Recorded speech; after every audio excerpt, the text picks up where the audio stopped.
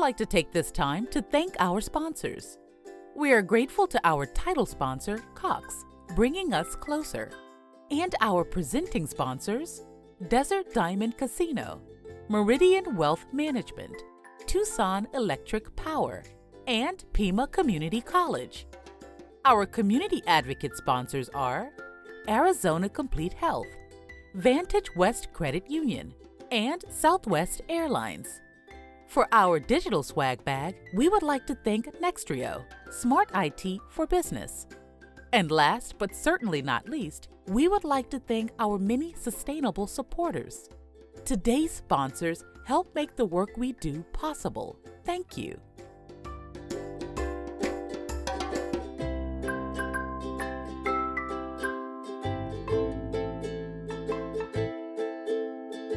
Good afternoon.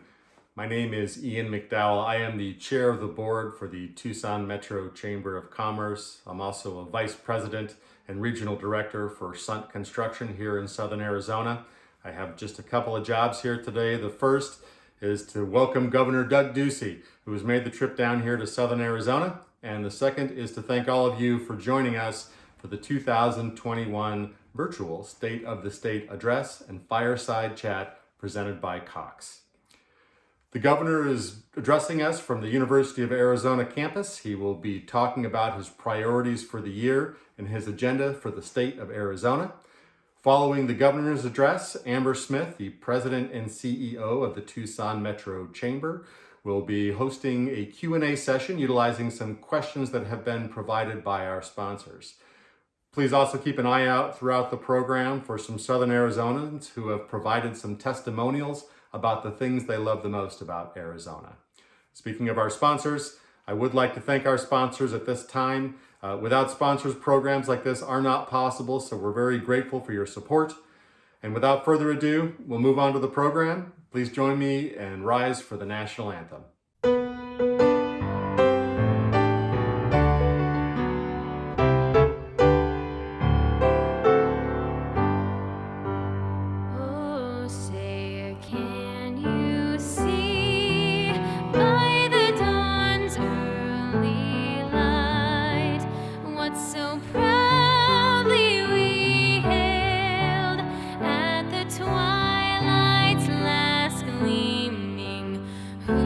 Stripes and bright stars through the perilous fight, o'er the ramparts we watched were so gallantly streaming, and the rocket's red glare, the bombs bursting in air, gave proof through the night that our flag was still there. Oh, say does that star-spangled banner yet wave o'er the land of the free and the home of the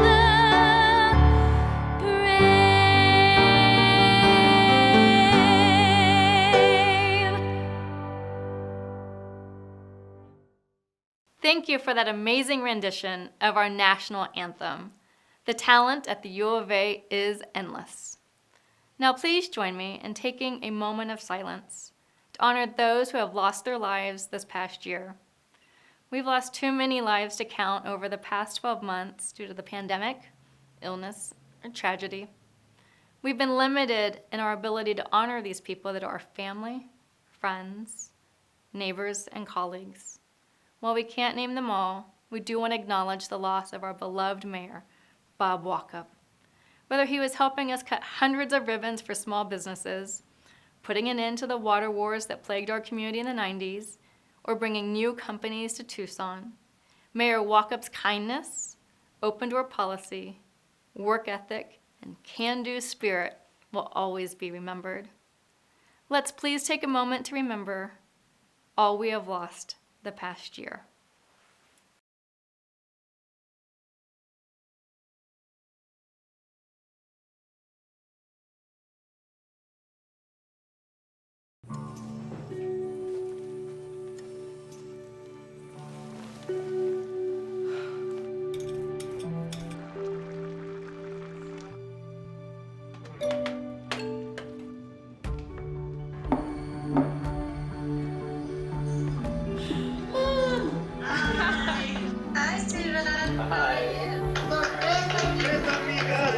pero ahí van tus tamales. I love you. I love you more. The state of the state in Southern Arizona has been a long tradition, and we applaud the Chamber and the Governor for continuing this in spite of the challenging past year. As I look ahead, I'm optimistic about what 2021 and 2022 represent for all of us in Southern Arizona. A light at the end of the tunnel is beginning to shine through, and our community is coming together to build a brighter future for all. We learned a lot as a state and as a community this past 12 months. Our ability to quickly and efficiently connect and stay connected has really been at the core of our resiliency. We've learned that the companies and communities that were able to weather this storm are the ones that had the ability to act quickly, make efficient decisions, invest wisely, and build solutions through partnerships. At Cox, we understand and applaud the governor's efforts to bring broadband to all Arizonans. This past year has highlighted the importance of reliable internet service in our homes, both for economic and educational purposes. We are fortunate that our governor didn't wait for a pandemic to begin focusing on this effort. For years, he's been working with stakeholders and agencies to find creative solutions to the barriers that currently exist. Coordinating with current providers to remove policy and regulatory hurdles that stifle broadband expansion, and working with all levels of government to identify the funding available for that expansion ensures that we're able to maximize that funding, serving more homes for the long term. Bridging the digital divide has been a priority for Cox for over 10 years when we launched our Connect to Compete program right here in Tucson. We have been fortunate to work with great partners who share our mission. Our work with our school district partners across Southern Arizona has accelerated over the past 12 months, and we continue to aggressively invest in our network to meet the needs of our customers and community today and into the future. Digital equity has been at the core of Cox's community commitment. More recently, we've been able to work with Sunnyside School District and Pima County to identify an area in need of broadband services. And when we begin to serve the Summit View neighborhood, an area that didn't have access to any broadband providers, in the coming months. It's partnerships like this between the private sector, public sector, and educators that are providing fast, efficient, and cost-effective solutions to the digital equity challenge. We thank the governor for his continued efforts to keep our community safe, and we appreciate the governor's work with Cox and other providers to continue to find innovative and transformative solutions that help all of us beyond COVID. On behalf of the 3,000 Cox employees in Southern Arizona, we thank you, Governor Ducey, and thanks to the Chamber for keeping Southern Arizona's prosperity and success a priority. My name is Ryan Leone. I'm an E&I maintenance planner. I've been at TP for 5 years. We're all a team, and there's a lot of talented people at TP that work together to make it happen. Every one of us has a part to play. That's us doing our part in the communities to make sure that the power is reliable so that things go smoothly for people. I mean, reliable power, it's as sure as the sun rising, you know?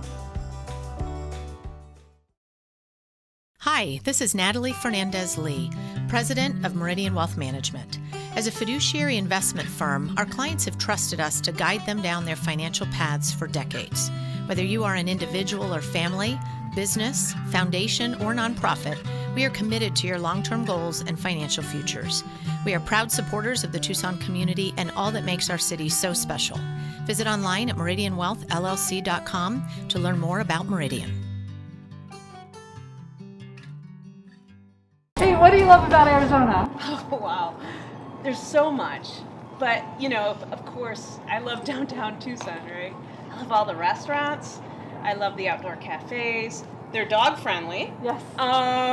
And oh, the brew pubs are amazing, and the beer houses, they're just really great. So it's, you know, it's a vibrant, clean, safe downtown, and it's beautiful. So, of course, it doesn't hurt that that's part of my job is watching over downtown. Right. Lucky me, I love downtown Tucson. That's awesome. Thank you. I love the Arizona desert. Yes, and what specifically about the desert? I would like the Arizona Trail. The Arizona Trail goes from Mexico all the way to Utah, all the way through the heart of the state. Yeah. And it's a really great place. So Arizona was my first place in the West that I've ever been to. I mainly lived on the East Coast, so I moved here because of the military. And it's honestly pretty fun. It sucks that we moved here during COVID, so we can't really experience Tucson like we wish, but it has been pretty good to me so far. Actually, the weather here most of the year is pretty decent. Yeah. I mean, you can walk outside, and other parts of the country right now are blizzard, cold, but look at this. Look at this. I mean, everybody else wants to get this color, but I'm covering up so I don't get no darker. There you go. Reskilling, for the future. Reclaiming dignified work. Revitalizing the economy. Pima Community College is powering the recovery. Keep striving, Tucson. It's important to stay safe. With times like these, you gotta be careful, but you gotta stay sane. I mean, you gotta have fun. Well, I know where you can do both. At Desert Diamond. The fun starts for me at the tree door. And after a nice cold beverage, I can get hot right here. Desert Diamond Casinos, the safest place to play. Hey, what do you love about Arizona? The weather and the people. And what about the people do you love? They're friendly, They are friendly. great atmosphere to work in, great weather to work in, It is. all year round. Yep, we agree. So what I love about Arizona is the people, the creativity, the community, the sense of belonging in a place that most people may feel alienated, as in we're strangers in a land where strangers are welcome. We all belong. We all have creativity and ability and just a sense of community and friendship. Of course, is the weather. Yeah. We're from Santa Fe, New Mexico, which we absolutely love. But down here, we can get outside and hike and bike. We've been doing that almost every day. We've been enjoying Sabino Canyon, Saguaro National Monument, Tucson Mountain Park, Painted Hills, the bike trails around the Rito, the Santa Cruz, the Loop, And of course, we found some good breweries that we could sample. I mean, it's really great too because this time of year we can eat outdoors. Yeah. We're still not personally quite ready to eat indoors, but in this weather, eating outdoors is very easy. Great, right? So I think, and the food's been good. We've had real good, we some just good ate food. over there at the Congress Hotel. I mean, I don't know if you're taking recommendations, but that was very nice. And in addition to that, of course, next week we're going to go up to Tempe, and maybe we'll see a spring training game or something like that. Yeah, There's a lot to do right now in Arizona. Great. Always. Yep. It's fun to visit. You're welcome. Thank you. This has been a year like no other. The pandemic and civil unrest tried to divide us as a community. Through all of this turmoil, Governor Ducey remained steadfast, committed to our state and businesses. The Chamber and many of its membership actively engaged with the governor and his team throughout the pandemic, talking about COVID testing, access to vaccines, small business support, and of course, support for our restaurants. We continue to engage the governor on many industry issues, but none more than the issues brought forth by our Tucson Restaurant Advisory Council, dedicated to keep Tucson cooking. Governor Ducey has responded tenfold to our concerns, reinforcing his dedication to the Chamber, our 1,500 members, and Tucson, reminding us that we are a community founded on small businesses alongside major employers that continue to announce their arrival or expansion. Tucson's economy thrives due to the governor's leadership. Here to introduce Governor Ducey, please welcome our title sponsor, Market Vice President for Cox Communications, Lisa Lavallo. Thank you, Lisa, for your endless support for our community. Cox truly does bring us closer. We've enjoyed a long relationship with Governor Ducey at Cox.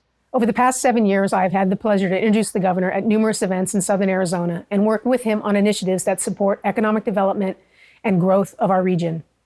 Although today's State of the State is a deviation from years past, Governor Ducey's commitment to our community and the Southern Arizona region hasn't wavered throughout the past year.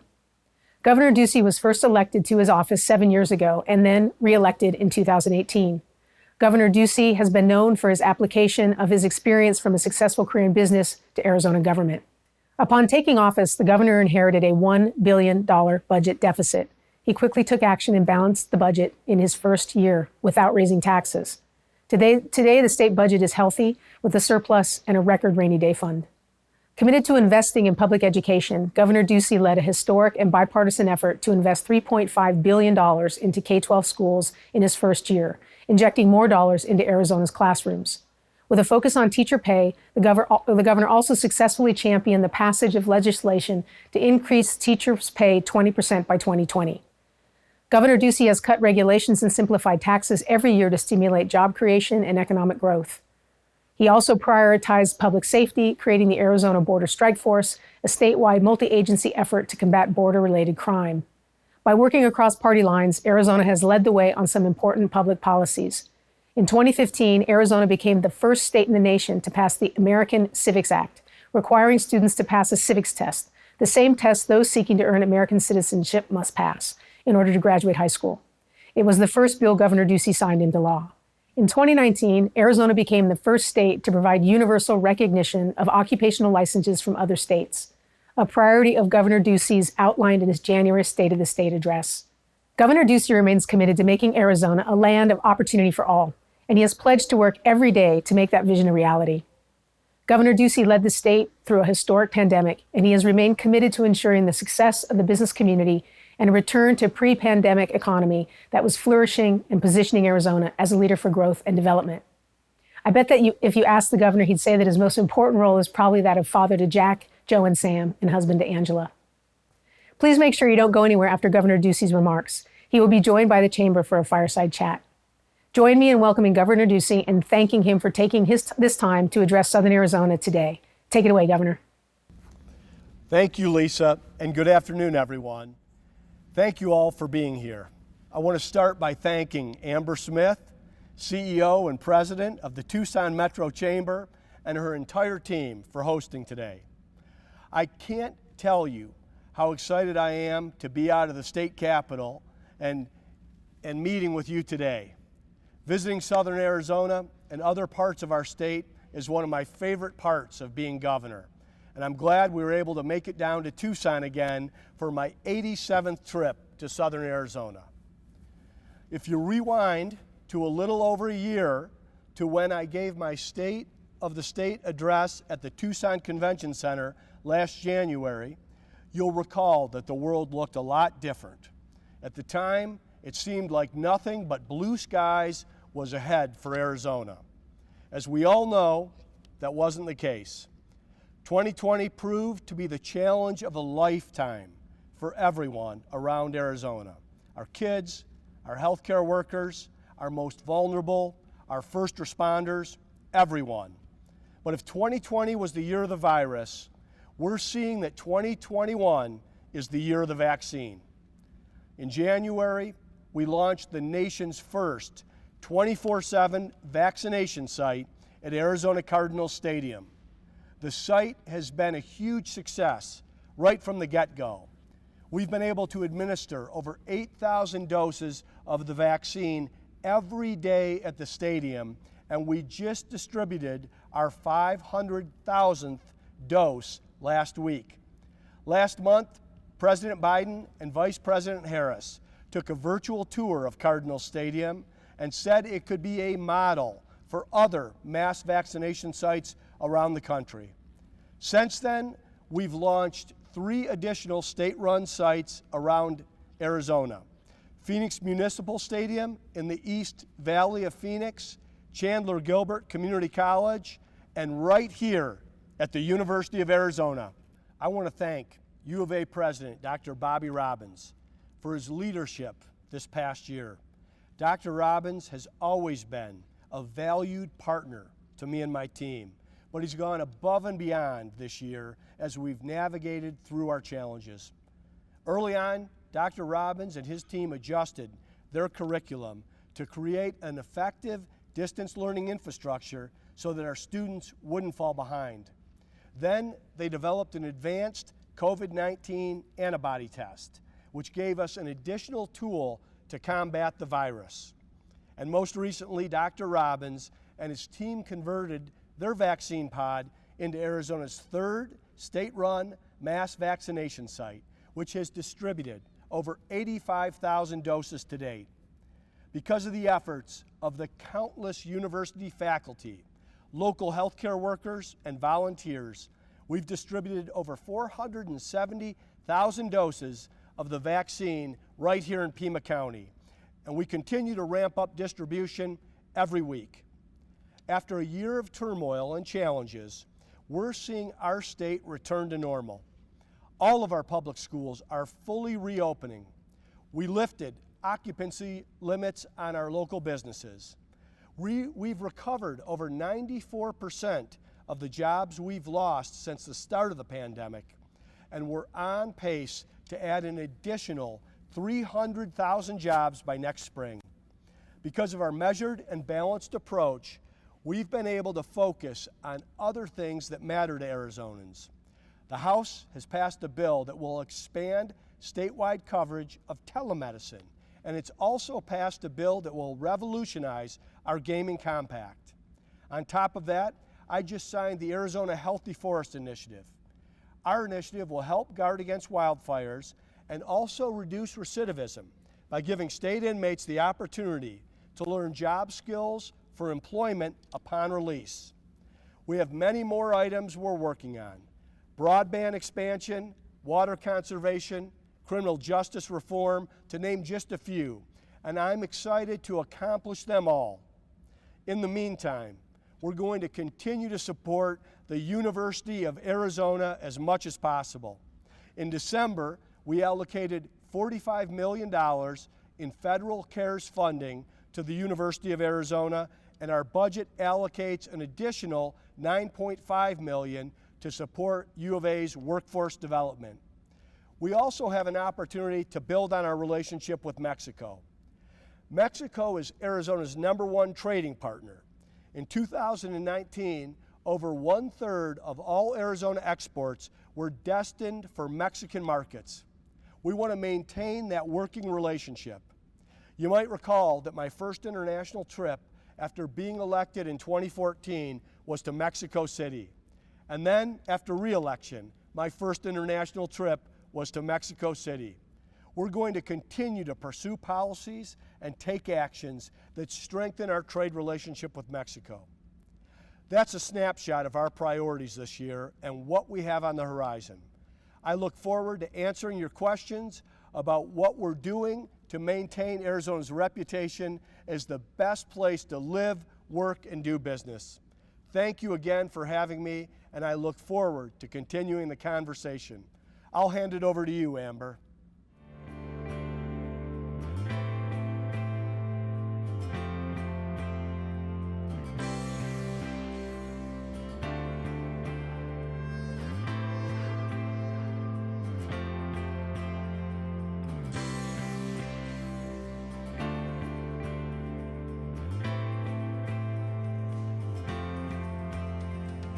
I feel the gig internet service has taken a lot of stress and frustration that came with the drop calls and the freezing. Today I was able to show videos with my camera on, and it worked great. Thank you, Cox, for all the support. Thank you very much. I appreciate it. It has made a world of a difference. Thank you, Governor, for joining us today, coming back down to Southern Arizona. We're always so happy to see you, and the fact that you take so much time to spend time with all of us at the university and the community-wide. Welcome. Thanks, Amber. It's good to be back down in Southern Arizona in Tucson. This is my 87th visit, and after the last year we've had, like I said, anything to get out of the state capitol. I'm going to be back often. Well, you know us in Tucson, we're a little bit more laid back, so hopefully it's a bit of a reprieve for you. I don't feel like it's so laid back here in McHale, but I guess when it's empty, you have that sense. It's almost a quiet before the storm here. Yes, very much so. So our presenting sponsors are so privileged to be able to offer some questions to you.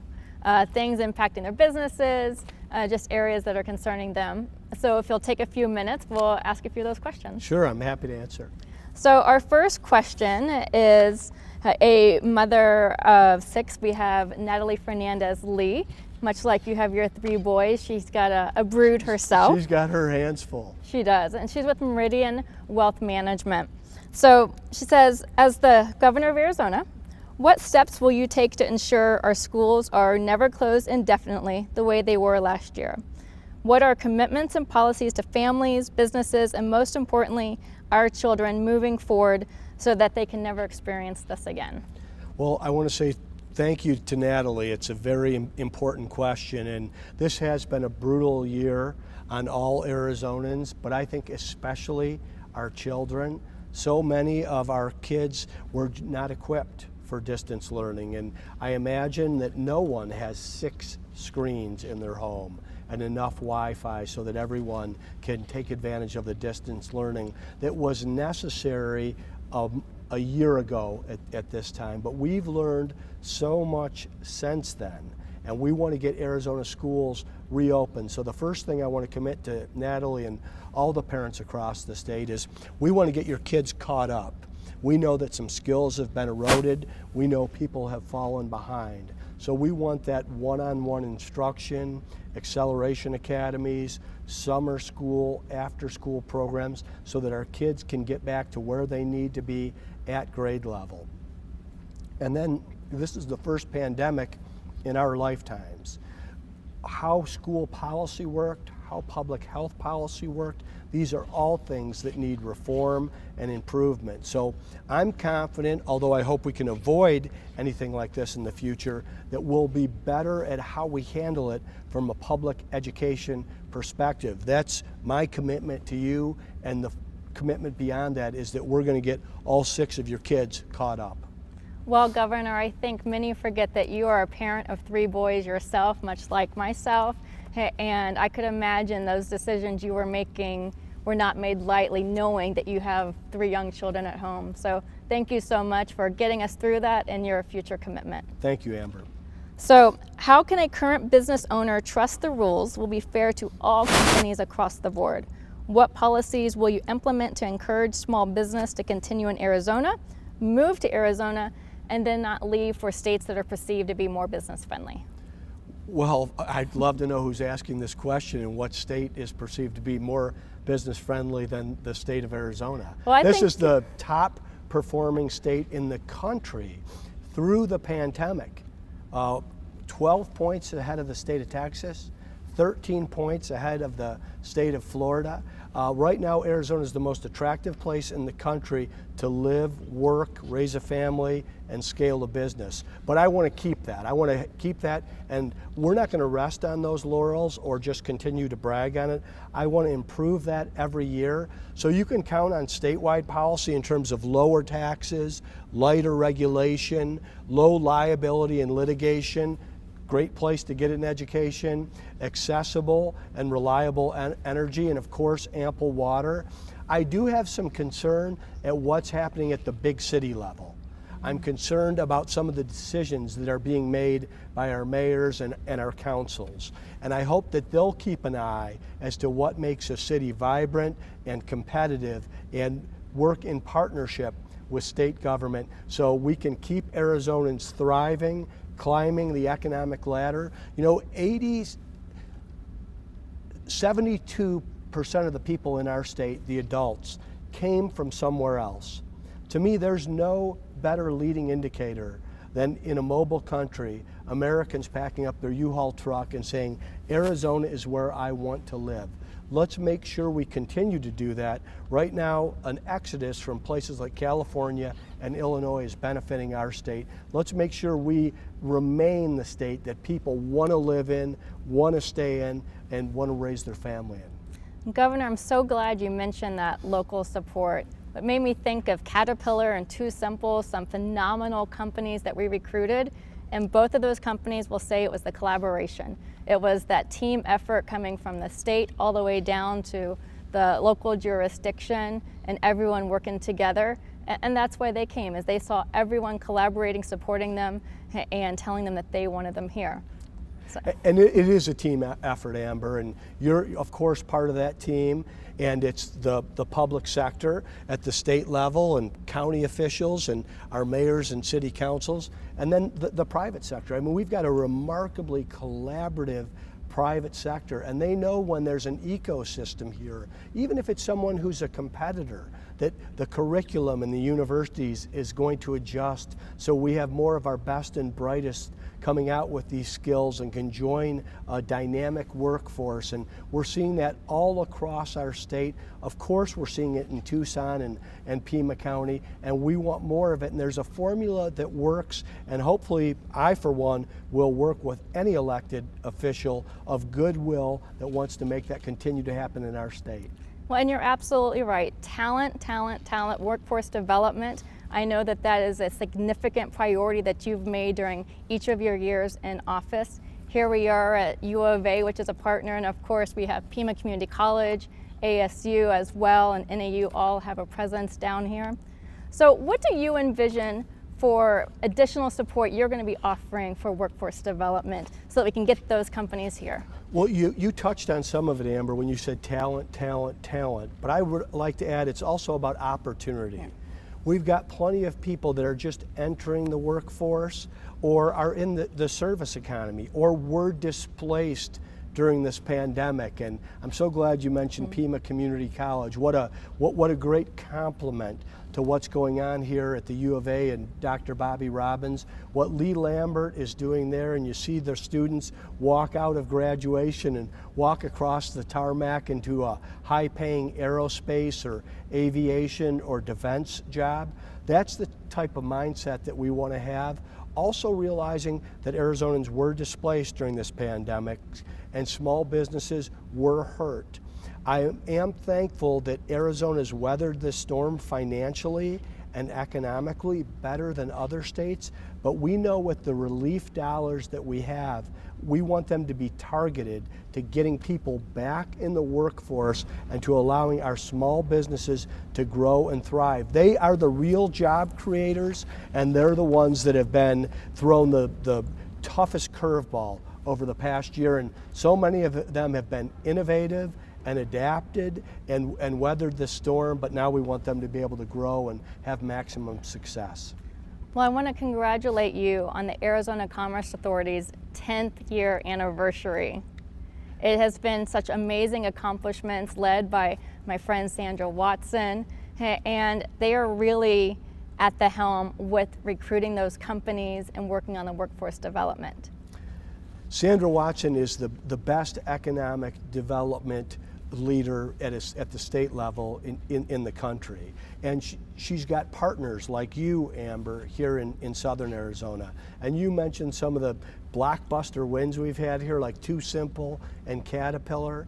We just came from a $20 billion deal, an expansion of Intel in Arizona, making Arizona the hot spot and hub for semiconductors. And these are the things that actually allow the Internet of Things to happen, whether it's your phone or your car or your kitchen appliance or all these other neat things that we see our children hooking up on Bluetooth.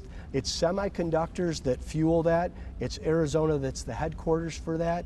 In addition to that, we've got Taiwan Semi, probably one of the most consequential companies, not only from a national defense perspective, but a national commerce perspective, has also chosen Arizona. So we're going to continue to do that, and we also want to see this prosperity spread all throughout of our state. Great states have great cities, multiple, and also thriving counties.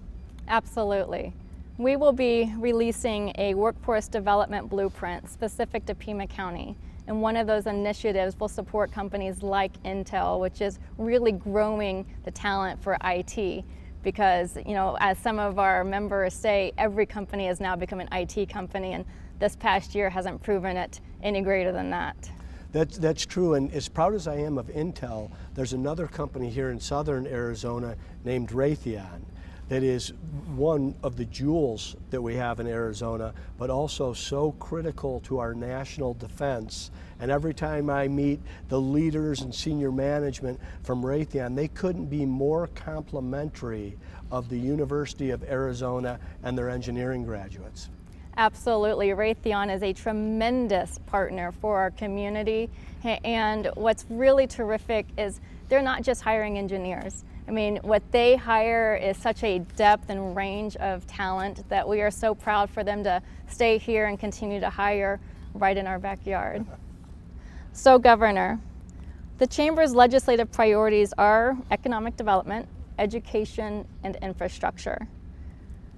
How can you address each of those? What specifically have you worked on the last few years in each of those categories? Well, I would say we're perfectly aligned if that's the priorities of the Chamber. Of course, economic development coming from the private sector, that's the thing I enjoy most about this job. I'm often more comfortable talking with a CEO or decision maker that's considering Arizona than I am talking to another politician, because I know what actually motivates those business leaders. And Arizona has won well beyond its fair share. These companies that you see coming to Arizona could be going anywhere in the country. That's the competition for these markets. And they're choosing Arizona because of the good policies that we have in place. And once you do have those businesses coming here and the amount of opportunities that our young people are experiencing right now, it is education that's most critical. We want them to be able to come out and to be skilled, whether they want to go into career and technical, vocational pursuits, or if they want to go into the white collar world, whatever it is they want to pursue up to the United States military, we want them to have that background, that they know how to communicate. Of course, the fundamentals that make it successful in whatever the career pursuit is going to be, and also knowing that that career pursuit is likely going to change several times over the course of their career. And then infrastructure is part of the reason we balanced the budget in that first year. If you remember, we had $1 billion deficit, and now we're sitting on $1 billion surplus with $1 billion in the rainy day fund, and we can invest in local infrastructure across the state, and we're going to partner with the Biden administration to also make sure that we've got the federal dollars to really remake and create additional infrastructure, which is the economic backbone for the delivery of these goods and services that these companies come to Arizona to create. That's terrific to hear, Governor. We recently signed on with the U.S. Chamber, really pushing for infrastructure by the 4th of July, a strong federal investment, and we are confident that those dollars would come down here under your leadership and be spent across the state. We're hopeful to work with the administration. My door is open. Washington, D.C. has been talking about infrastructure for some time. Certainly through the pandemic year, it's understandable that not much got done, but infrastructure isn't a partisan issue. This is something that benefits all Americans, and it's something that needs attention now. Absolutely. It supports jobs, creating jobs, supporting jobs, as well as getting to work and having all of that capacity. So in keeping with the federal government, we expect $13 billion in federal recovery dollars. What is your plan for that? So $13 billion is a lot of money, even in this environment. The good news in Arizona is that our budget has weathered the storm as good or better than any other state. So we want to be responsible, we want to be collaborative, and we want to think long term. But I'll say the first priority for me is our kids.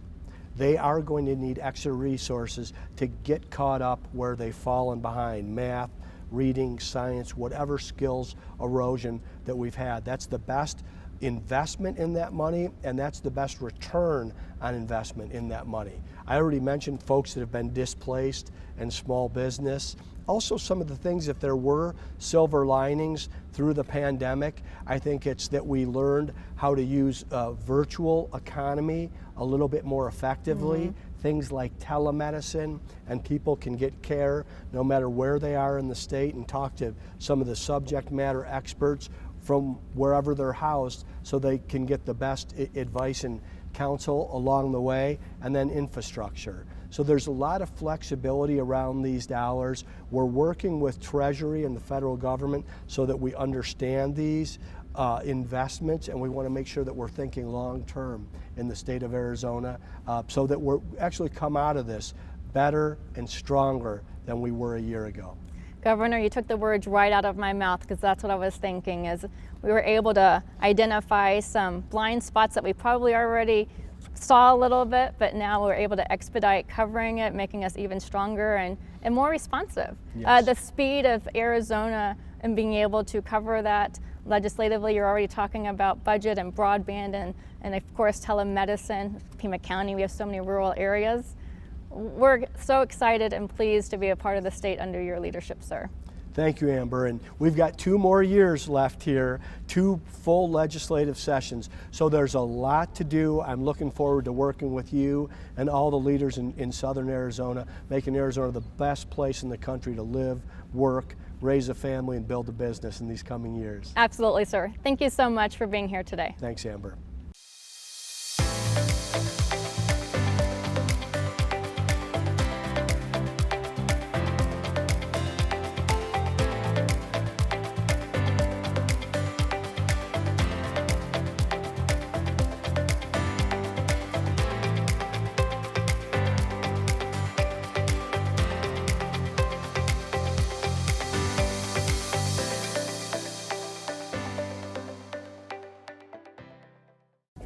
With more than 120 years dedicated to serving Tucson businesses, the Tucson Metro Chamber remains steadfast in serving those who are the foundation of our economy.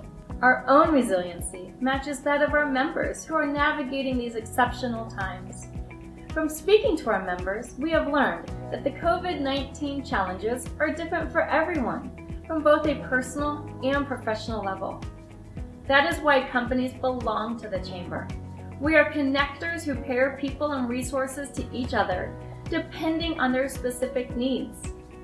We've brought companies together to form partnerships, buyers to customers, and of course, we continue to provide access to and expertise from consultants ranging from accountants and bankers to Zoom extraordinaires. As your business advocate, our leadership also extends to focusing on issues impacting your business.